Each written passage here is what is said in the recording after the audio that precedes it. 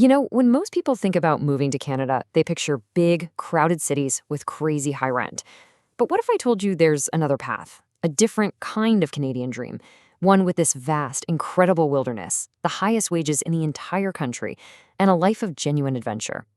Today, we're going to explore what life is really like in Canada's Northwest Territories. So let's just lay it all out there.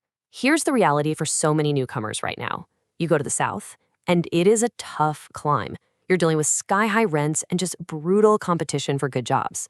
But then you look north, and it's a totally different story. We're talking the highest average wages in the nation and employers who are actually desperate for skilled people. I mean, talk about a night and day difference. So it really makes you wonder, right?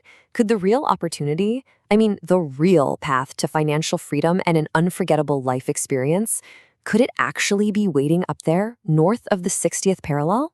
Well, let's find out. All right, so first things first. To really get the Northwest Territories, you have to understand this one basic thing. It's all about a trade-off. It's a balance between really high wages on one side and, pretty high costs on the other. But it might just be a trade-off that works out heavily in your favor. Let's start with the good stuff, the money. The minimum wage up there is $16.95 an hour. Right off the bat, that sets a really high floor for what you can earn, much higher than you'll find in a lot of other provinces. But, and this is a big but, here's the other side of that coin. The average rent for just a one-bedroom apartment in the capital, Yellowknife, is going to run you about $2,200 a month. So that's steep. You're probably wondering, how on earth does the math work? Well, there's a secret weapon that makes it all possible. And this right here is the game changer, the Northern Living Allowance. This isn't just some nice little bonus. It's a common, completely tax-free payment that employers give you specifically to help with those high costs. It's a unique benefit that totally changes the financial picture up north. Okay, so the money part makes sense, but you're probably thinking, great, how do I actually get there? Let's dig into the main way in, the Northwest Territories Nominee Program, or as you'll hear it called, the NTNP.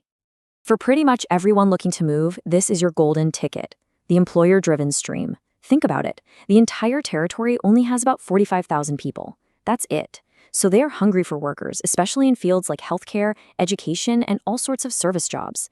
And get this, employers often throw in relocation packages you would literally never see in a place like Vancouver or Toronto. Oh, and if you speak French and have a job offer, there's an even faster way in. The bottom line is, your skills are needed here, big time. Now, this is the fun part. Moving to the NWT isn't like moving to one single place. It's about choosing your own adventure, your own kind of lifestyle. So let's check out the main hubs where you could set up your new Arctic base. First up, you've got Yellowknife, the capital. The best way to picture it is like a modern urban oasis that's just floating in the middle of the wilderness. It's powered by diamond mines and government work. It's got a surprisingly great art scene, and it's all completely surrounded by this breathtaking, untouched nature. Then there's Hay River, known as the hardworking hub of the North. Its whole vibe is about transportation and logistics.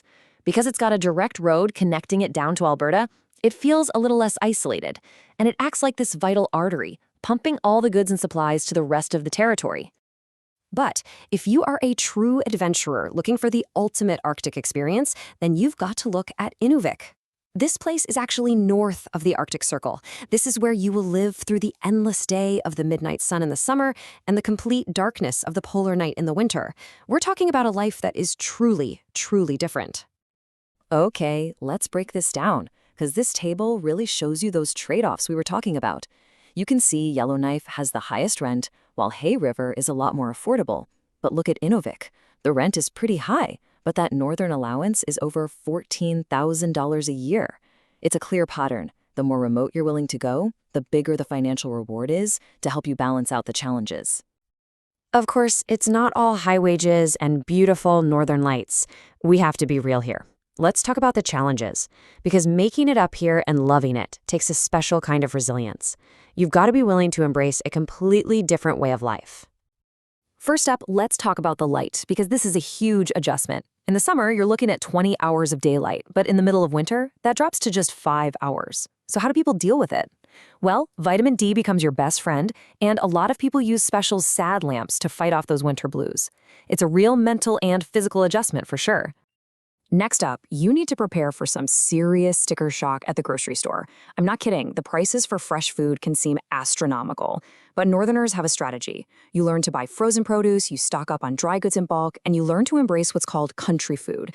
That's the traditional stuff like Arctic char, caribou, or moose, which is often shared throughout the community. It's a huge part of the lifestyle. So, what if you're seriously thinking about this? What's the game plan? Here are 2 things you absolutely positively must do before you even think about packing a single bag.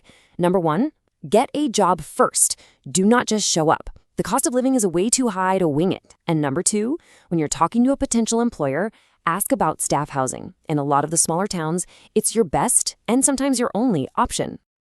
All right, you've landed. Your feet are on the ground. What do you do in that first week? 2 things, and they are critical.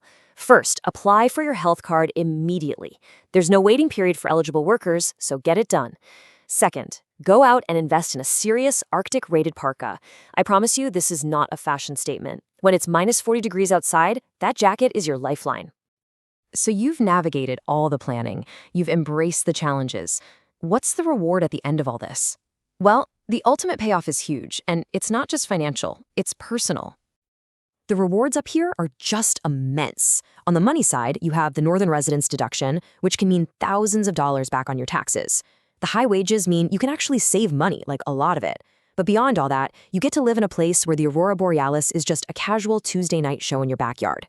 You have access to a wilderness bigger than most countries, and you become part of this incredibly tight-knit community where people genuinely look out for each other. So there you have it. We've laid out the trade-offs, the amazing opportunities, and the realities of life north of 60. It's a life that definitely demands resilience, but it offers these incredible returns in exchange. So the only real question left is, are you bold enough to chase a different kind of Canadian dream? The North is waiting.